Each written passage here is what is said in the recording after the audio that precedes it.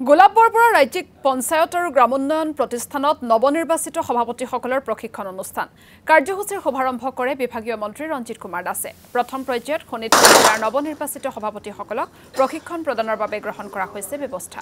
এই প্ৰশিক্ষণত অংশগ্ৰহণ কৰিছে শোণিতপুৰ জিলাৰ ৭৩ গৰাকী সভাপতিয়ে। ৫ দিনীয়া কাৰ্যসূচীৰে অনুষ্ঠিত কৰা হৈছে এই প্ৰশিক্ষণ শিবিৰ। পৰ্যায়ক্ৰমে প্ৰতিখন জিলাৰ নৱনিৰ্বাচিত সভাপতিসকলক প্ৰশিক্ষণ প্ৰদানৰ বাবেও গ্ৰহণ কৰা হ'ব ব্যৱস্থা।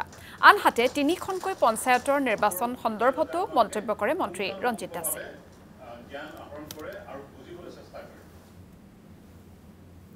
আজিৰ পৰা প্ৰশিক্ষণ আমি আৰম্ভ কৰিছোঁ আৰু এনেকুৱাকৈ প্ৰায় আমাৰ 2192 গৰাকী আমাৰ যি পঞ্চায়তৰ সভাপতি সভানেত্ৰী আজিৰ পৰাই আমাৰ খানাপাৰাত গোলাপ বৰবৰা যি ৰাজ্যিক প্ৰতিষ্ঠান ইয়াত আৰু নহয়তো কাহিকুছিত থকা যিটো আমাৰ প্ৰশিক্ষণ কেন্দ্ৰ এই দুইটাতে সমান্তৰালকৈ হৈ থাকিব।